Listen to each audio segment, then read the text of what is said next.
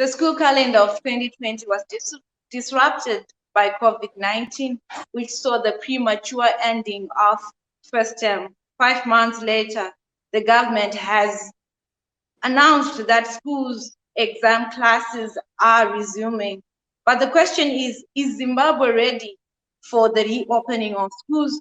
Good morning and welcome to 263 Chat with me, Denisha Rai.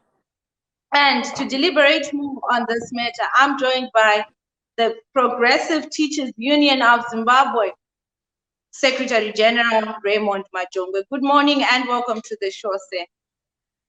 Thank you. Good morning to you and the viewers as well. The first question is, what is the role of Progressive Teachers Union in Zimbabwe's education sector? I think the Progressive Teachers Union of Zimbabwe represents teachers. We are there to make sure that teachers are represented in terms of their rights, in terms of their well-being, as well as articulating the issues around education in terms of administration, in terms of policy, and what we stand for in terms of really saying, are we on the correct course as a country? Because normally when people talk of curriculums, people think curriculums implement themselves. Curriculums are implemented by the people who are trained to do it. And in this particular case, teachers are there to make sure that they make representations and make sure that the future of the country is in good hands. But the tragedy in Zimbabwe is we have a government that believes that teachers can be replaced anytime, a government that thinks that teachers are of no consequence, a government that thinks that teachers can be picked from anywhere, forgetting that education has its own specifics. Without the taxonomy of education, without appreciating what a teacher is ought to do in a particular setup, people think that teachers are everybody and anyone. And at the end of the day, it's the tragedy that even if you go to soldiers, it doesn't mean that anybody who can fire a gun is a soldier. A soldier who is not trained is a dangerous soldier. Same for teachers. Yeah. A teacher who is trained is critical, and in this particular case, we have a government that believes that teachers are just of no consequence, and it's a tragedy. Given everything that you have said, so we are asking that, is Zimbabwe ready for the reopening of schools as of yet? I think the honest question is we are not ready. The answer is we are not ready. There are people who are saying we are ready because they have their own problems and they have their own agenda. In this particular case, government wants schools to reopen because they want the money. People who own private schools want the money. Some people who want to sell sanitizers, PPEs, people who want to make profit out of education. They are saying schools must reopen. So here we are, people who are professionals whose lives are at risk, being forced and force-marched into a process because some selfish people are there to make the benefit and make the profits. So basically, as a union, what would you say, what mechanisms should the government put in place for that, to ensure that schools reopen? Mechanisms, what mechanisms? First and foremost, the critical question here is, as a country, what have we put in place to protect the teachers? Absolutely nothing. We have a government that is talking of figures. Only 2 days ago, they were saying they've set aside 300 million for PPEs and everything. And 24 hours later, they forgot that they told us that they'd set 300 million. Yesterday, they were saying they've set aside 654 million for PPEs and everything. Here is a government that says it is cash-strapped. But in 24 hours, they've changed the figure by 200%. 300 million on Saturday. Then on Monday, they are saying 600 million. One, the 600 million is not specified. What exactly is going on? Where is the money coming from? How is it going to be used? Issues around teacher welfare. Teachers are saying we can't even go to report for duty. They can't go to work because they are supposed to be paying in US dollars for transport. They can't just walk away and leave their children and everybody else in poverty. They can't feed themselves, they can't clothe themselves. And here is a government that thinks that by simply announcing a date, they've done their homework. Where still they go out and say they've organized Zupco buses. The issue is not about Zupco buses. Teachers don't stay in Zupco buses. Teachers don't clothe. There are no Zupco shops. Teachers don't eat food from Zupco. Teachers have kids. Teachers have children that they must also pay fees for. So it's tragic when government thinks that when they've done what they think is correct, they want to impose it and force it down our throats. The most important point here is we have a government that has failed to simply meet and engage teachers. Today, they are saying they are meeting Apex Council, whose term expired 18 months ago, and they are meeting to deliberate on agenda items of February that have long been taken over by events. The situation on the ground simply suggests that you can't be discussing position papers submitted in February because lifestyles have changed 1,000-fold times. So you can't then stand up and say you are dealing with a serious government. Mutuli Ngube talks of a surplus. His permanent secretary, Gwamatangas, talks of a surplus. It's not reflecting anyway. Teachers are saying we are wallowing in poverty, we are swimming, and we are poverty positive. So the government must really come back to its senses, engage the workers, and make sure that we come up with a win-win situation for everybody. Okay, so listening to what you're saying, we're talking about grievances of the workers. My question was, what mechanisms should the government put in place to ensure that schools be open? You stated that they should engage. What else should they put in place? The most important point here is, as long as teacher welfare is not addressed, we might not go anywhere. Fine, I understand your point, but let me come back to what we are saying. We are simply saying there is no preparedness in terms of availability of what we've asked for. PPEs are not there. That's the starting point. You can't talk of PPEs, of things that have been produced by students out there that don't meet the minimum standards that have been set by the World Health Organization. You can't just take any cloth and say it's a mask. Secondarily, you also need to talk of the sanitizers that we are talking about. Many of them are substandard things just made by people who are even using dirty water from Kuyisi to make sanitizers. And the other point that you also need to underscore here is the things that we have noted in many other countries, the social distancing, the desks that we are seeing in other countries, the teaching cubicles that have been created, and making sure that kids don't mix, don't mingle. All these things are not there.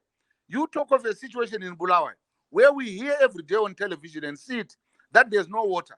Yet the most important point in terms of dealing with COVID is availability of running water, which is not available. So at the end of the day, if people are just going to tell us that they have started drilling boreholes, and they tell us on television, where are these boreholes being drilled? One. Secondly, you talk of schools that are still being used as quarantine centers. Travel around 5 schools in Harare, they are still quarantine centers. And people are not happy in terms of the teachers who are supposed to be going to teach. These schools have not been fumigated. As we speak, schools that are supposed to be recruiting kids in 2 weeks' time are quarantine centers. What are they going to do about the toilet seats, about the beds where these people who are being quarantined are sleeping? Which parent will honestly send their kids to such a school where ultimately they are at risk? And these are the things that government is not responding to. Teachers are saying they are not safe. Teachers are saying many of us have underlying conditions. We have several of our teachers, one BP, several of our teachers, one diabetes, and nobody is doing anything to make sure that they are protected from this particular pandemic, considering that we are dealing with some teachers who are coming from outside Zimbabwe, people that are coming from everywhere and all over. So these are the issues that we are simply saying to government. Before you make your pronouncements and announcements, engage the teachers. We want a situation where ultimately teachers come to teach and they are safe. And there are many other things that we also want interrogated here. When everything else has been said and done, it is not the responsibility of plenipotentiaries in government to make pronouncements. Headmasters have not been properly engaged. What are the headmasters saying? We saw one group of national primary heads saying they are ready because they are dealing with a smaller volume of exam classes. What of the secondary ones? And these are the challenges that we are putting across. Many of the kids who are also coming to be writing in November, some of them are not formal students, but they are going to be writing on our schools and in our schools. And then it becomes a problem area because some of the people who are coming are not even our kids. There are people who are coming from communities to write. How do we handle them? Are we going to be testing the teachers? A critical cardinal request that we are making. 150,000 teachers, 60,000 ancillary staff, 4 million kids that are supposed to come into school. Are these going to be tested? Because as long as all these things are not going to be done, we'll basically be swimming into a pool of sulfuric acid. Thank you so much. So the government and other stakeholders, they were doing online lessons like on radio. So we wanted to ask Kuti, how inclusive was that in helping students to prepare for their exams? I think the most important question you're asking here is this. Did we see any e-learning that government was talking about? If villagers and kids in Mavuku and Mfakos can't afford to buy a bundle of vegetables for 10 bond, where were they going to get $70 to buy bundles for kids to use for educational purposes? One, there are people who are just making a killing out, lying to the nation that there are online lessons that were going on. Nothing of that particular case was happening. We tried checking with our people in these elite schools. The uptake was very low. Less than 30% of kids at these elite schools were engaging in these online lessons. Fine, assume that they were happening. One needs to say to themselves, if you don't invest in modernity, how do you think it will go down to the people out at the lower end of the stream? We did not invest in the processes. The people that we are talking about are poor. They don't even have phones. They have no laptops. The teachers don't have laptops. If they have them, they give them to their children who are doing other studies elsewhere. So at the end of the day, I want to tell you that several kids never benefited. There was no e-learning to talk about. If university kids are complaining that they can't access lessons at university, what more O-levels who are attending in Epworth, when they can't even have electricity, when they don't even have the phones? I think it's actually a tragedy. Besides, when we talk about these new platforms of learning, are we being inclusive? There are kids hard of hearing, kids visually impaired, kids who need to be moved from one point. Were all these kids considered? Nothing. So in terms of inclusivity, several kids were excluded. Teachers with other disabilities were also excluded. So how can you then stand up and say we were using online lessons and they benefited anybody? The most important point is even the radio lessons that we're talking about. How many people have radios in rural Zimbabwe? How many people on the borderlines of Zimbabwe have access to ZBC? In terms of what we have noted, several schools that are on the borderlines of Zimbabwe, right around the whole country, listen to radio stations from Zambia, from South Africa, from Mozambique, from Botswana, and they don't have access to ZBC at all. So it is nonsensical for anybody to stand up and tell us that the radio lessons benefited the people. Besides radio lessons, what of those kids who can't hear? How did they benefit? Assume somebody says we were doing TV lessons. What of those who can't see? Were they included? The most important point is we are not prepared. We are just rushing because somebody wants to tick their box to say exams in 2020 were written.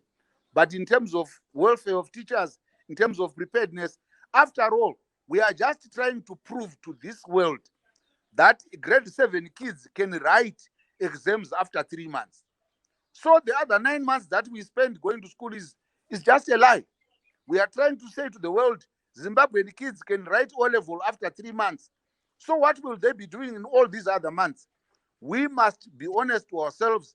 The same people who are imposing these ideas are in cabinet. They went to school in the 70s. They left ordinary, before they even wrote O-levels, they went to Mozambique. They came back and wrote their O-levels 6 years later. Here is the situation now. People think that wisdom resides in cabinet. It doesn't. We need a situation where our people are honest. The teachers are saying we did not do enough. We did not capacitate the kids. Give us time. The best time in terms of the PTUZ, we will only be doing an injustice to our own kids. Let kids write in February or January when we have done and made sure that we have covered the syllabuses and we've prepared our kids, and the teachers are at their best in terms of preparedness as well as their financial well-being. We can't just walk into the exam process because the cabinet has said exams have to be written. When last did anybody in cabinet write an exam?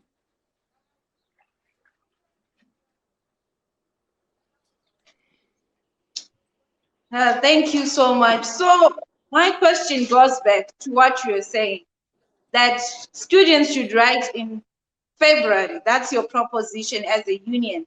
So I'm asking now, if children are to write in February next year, how is the school calendar going to be adjusted for next year? I want to believe that that question is honestly asked by people who are not listening to what we are saying. We are saying as teachers, allow us to remodel the school calendar in the best way that we know. Ultimately, we are saying the kids that are in Form 3 now will proceed to Form 4, and we will be able to address their issues because we are the people who are able to say we left here and we need to gap fill and make sure that we make them catch up and ultimately proceed into O-level. The teachers are the ones who are saying we have the technical competence and awareness and enough intelligence to prepare the kids who are in Form 3 now to get into Form 4 in 2021 and write in 2021. These kids that are supposed to write end of November, we can make sure that by February they are psyched up. They write their exams. March, the results are out and they proceed into Form 5. And these kids that are in A-level can still proceed to university because many of the semesters start in August and that can be accommodated. All we are saying is let's engage, let stakeholders and participants who are the implementers of these policies get involved. If cabinet sits there and they put commandist attitudes in terms of saying it has to be done because we are the government, then things won't work. Allow us to put our minds and thoughts together. We can bridge, we can assist the kids. Those in grade 1 will proceed to grade 2, and we know how to catch up and make sure that they are covered. Because the tragedy we have is if we want to force things, we will scuttle a lot of the efforts that we have put in place. This is not the first time this has happened. In the 70s, when we migrated in the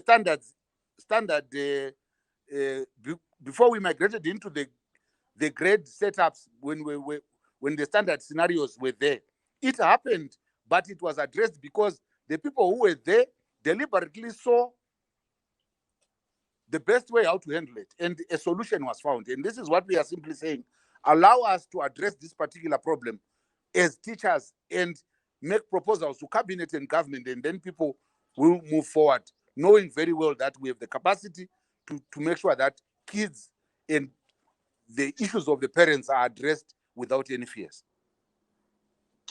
Thank you so much. That was a very well said engagement.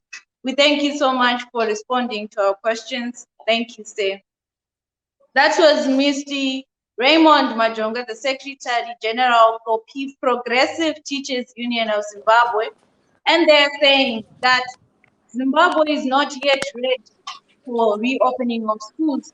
And as teachers, they are demanding that there should be more time for students to engage and also be prepared for exams.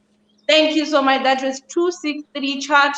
We were live on Facebook. Thank you for tuning in. For these and other stories, visit our website www.263chat.com. Follow us on Twitter @263chat and like our Facebook page 263chat.